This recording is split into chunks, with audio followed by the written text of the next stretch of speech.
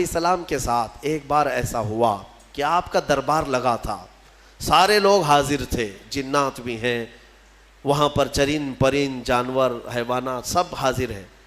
سلیمان علیہ السلام سب کی خبر گیری کر رہے تھے، اس میں ایک پرندہ ہدہد نہیں تھا۔ ہدہد ایک پرندہ ہے، اونچی اڑان اڑتا ہے، بہت تیز اڑتا ہے۔ سلیمان علیہ السلام نے دیکھا اور پوچھا کہ یہ ہدہد پرندہ غائب ہے، کہاں ہے؟ سارے تو حاضر ہو گئے، وہ نہیں آیا۔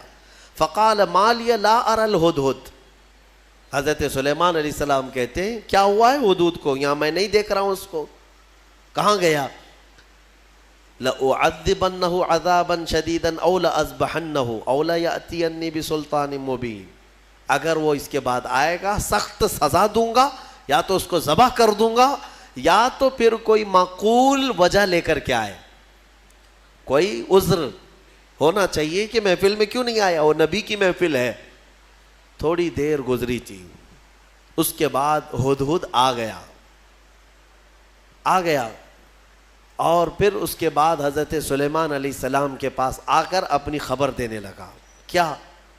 وہ کہتا انی وجدت امرأۃ تملکہم وأوتیت من کل شیء ولہا عرش عظیم، اے اللہ کے نبی میں جو غائب تھا اس کی وجہ یہ ہے کہ میں اڑتے اڑتے ایک ایسے ملک میں پہنچ گیا جہاں میں نے دیکھا کہ ایک خاتون لوگوں پر حکومت کر رہی ہے، ایک لیڈی حکومت کر رہی ہے۔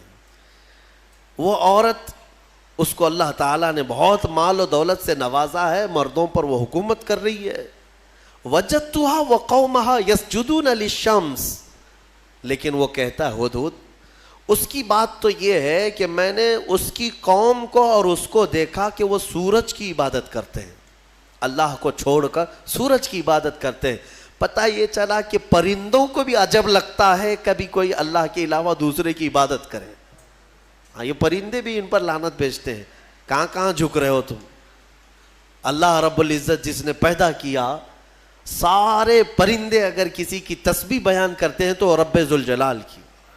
قرآن میں اللہ نے فرمایا وَإِن مِّن شَيْءٍ إِلَّا يُسَبِّحُ بِحَمْدِهِ، کوئی چیز دنیا میں ایسی نہیں جو اللہ کی حمد اور تسبیح نہ کر رہی ہو، وَلَكِن لَا تَفْقَهُونَ تَسْبِيحَهُمْ، ہاں یہ اور بات ہے کہ تم ان کی تسبیح کو سمجھ نہیں پاؤ گے۔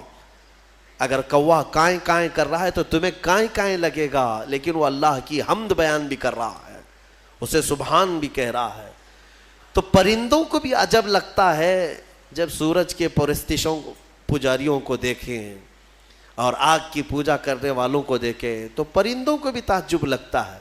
سلیمان علیہ السلام کے سامنے آ کر کے اس نے شکایت کیا، میں نے ایک عورت کو دیکھا ہے، اس کا نام سبا بلقیس ہے، اس کا نام سبا بلقیس ہے، اور وہ ایک بہت ہی عالی شان تخت پر بیٹھتی ہے، اس کا تخت بڑا مضبوط ہے، سونے اور چاندی سے جڑا ہوا، 80 گز لمبا 40 گز چوڑا، اتنا بڑا تخت ہے، اور اس کی حفاظت کے لیے جو لوگ مامور ہیں 7 دروازے بنائے گئے ہیں، اس کے اندر وہ تخت رکھا جاتا ہے، اور ہر دروازے پر پہرے دار الگ ہیں، باڈی گارڈ الگ ہے، جو اس تخت کے اندر تک جانے کے لیے بڑی سیکورٹی ہے۔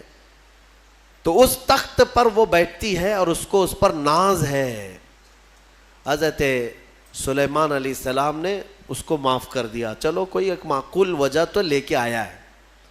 تب پھر سلیمان علیہ السلام نے کہا ایک خط لکھو اس کے نام پر۔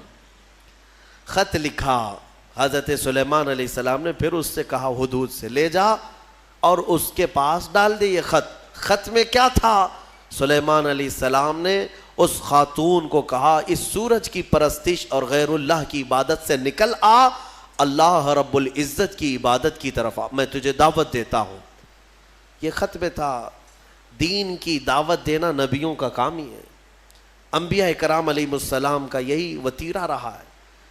یہ خط لے جا کر کے سبا بلقیس کے پاس ہدہد نے ڈال دیا۔ ہدہد کے اس خط کو دیکھ کر کے وہ پڑھتی ہے، اس کے بعد اس میں لکھا ہوا تھا انہو من سلیمان و انہو بسم اللہ الرحمن الرحیم، سلیمان کی طرف سے یہ خط آیا ہے اللہ کے نام سے شروع جو نہایت مہربان رحمت والا، اور اس کے بعد جو میٹر تھا اللہ تعالو علیہ واتونی مسلمین، گھمنڈ مت کر، میرے پاس مسلمان ہو کر کے آ جا۔ سلیمان علیہ السلام نے دعوت دی۔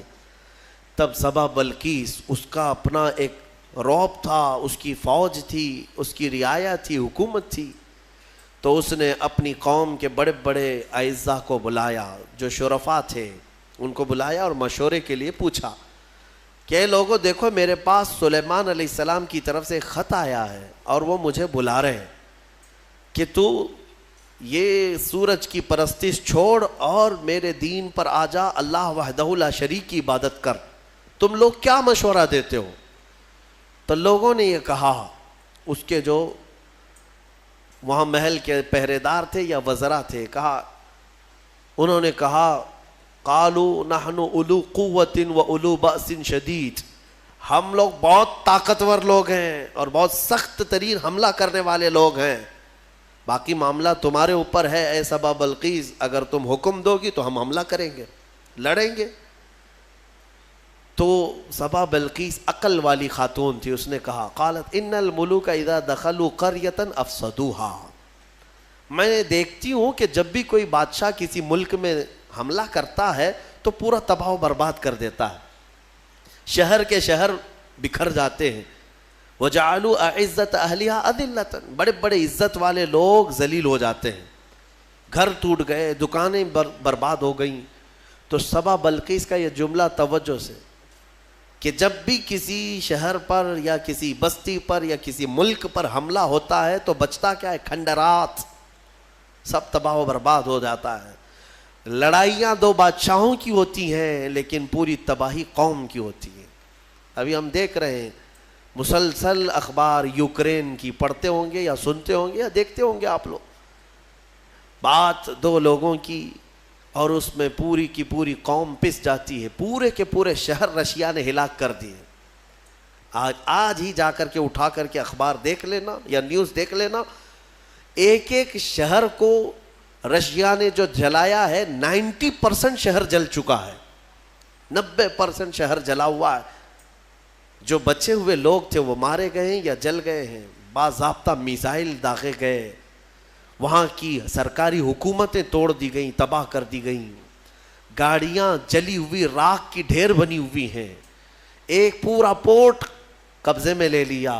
یوکرین چھوٹا سا ایک ملک ہے لیکن رشیا پورے کے پورے ٹینک اتار دے، میزائل داغ دے، شہر کے شہر کو جلا دے۔ مزے کی بات تو یہ ہے کہ آتنکوادی نہیں ہے، ہاں مزے کی بات تو یہی ہے کہ وہ ٹیررسٹ نہیں ہے، آتنکوادی نہیں ہے۔ آتنکوادی تو افغانستان والے ہیں، آتنکوادی تو ملک شام والے ہیں، یمن والے ہیں۔ دنیا کی اس دوہری پالیسی کو محسوس کرتے ہو کبھی؟ میڈیا والوں کی زبان سے سنا کہ رشیا آتنک پھیلایا ہوا ہے، دہشت پھیلایا ہوا ہے؟ ارے اس نے نہ جانے کتنوں کو ہلاک کر دیا ابھی 50 دن کے اندر، 50 دن کے اندر بھوکے پیاسے لوگ ہیں وہاں پر آج۔ یہ ڈھکی چھپی بات نہیں، سب کی آنکھوں کے سامنے ہے، لیکن کوئی کہتا ہے اس پر؟ دو سپر پاور لوگوں کی لڑائیاں ہیں، دنیا اس میں بات کرنے سے بھی گھبراتی ہے۔ ہاں کوئی سرکاری کمنٹ نہیں کرے گا ابھی رشیا کے بارے میں کہ تو ٹیررسٹ ہے یا تو آتنکوادی ہے، کیونکہ ان کو بھی اپنے انجام کی فکر ہے، کہیں یہ دادا ہمارے اوپر بھی حملہ نہ کرے۔ تو اس کا مطلب ہے کہ ٹیررسٹ، آتنکواد، دہشت گرد، یہ سب جو جملے ہیں نا، یہ خاص خاص لوگوں کے لیے ہے، خاص خاص لوگوں کے لیے ہے۔ ہاں اپنا ہو تو بیٹا ہے، دوسروں کا ہو تو پٹا ہے۔ ہمارے یہاں کہتے ہیں نا وہ پٹا دیکھو کیسا ہے، یہ پٹا کیسا، وہ سب پٹے ہیں اور اپنا بیٹا ہے۔ تو ان کی جس سے جمتی ہے ملتی ہے وہ پورا کا پورا شہر تباہ کرے، نہیں امن کے لیے کر رہا ہے وہ، اور اگر کہیں کسی کے ہاتھ میں بلیڈ میں مل گیا تو ارے یہ تو بڑا آتنکوادی ہے۔ یہ ہے دنیا کی پالی۔ بہرحال میں جو بات عرض کر رہا تھا، سبا بلقیس کی بات صحیح ہے کہ اس نے کہا کہ جب بھی کبھی بادشاہ کسی شہر میں آتے ہیں تو سب تباہ کرتے ہیں، میں یہ کام کرتی ہوں کہ کچھ ہدیے، تحفے، مال سلیمان علیہ السلام کے ہاں بھیج دیتی ہوں۔ اگر وہ مال کے لیے ہی کر رہے ہیں تو یہ ہدیے لے کر کے چپ بیٹھ جائیں گے، خاموش ہو جائیں گے, ٹیکس لے لیں گے میرے سے, لڑائی نہیں کریں گے اور نہ ہی مجھے دین کی دعوت دیں گے. تو بہت سارے قیمتی تحفے دے کر کے بلقیس نے بھیجا سلیمان علیہ السلام کے پاس. وہ لوگ لے کر کے آئے, کہا ہماری ملکہ نے آپ کے حوالے کیا ہے.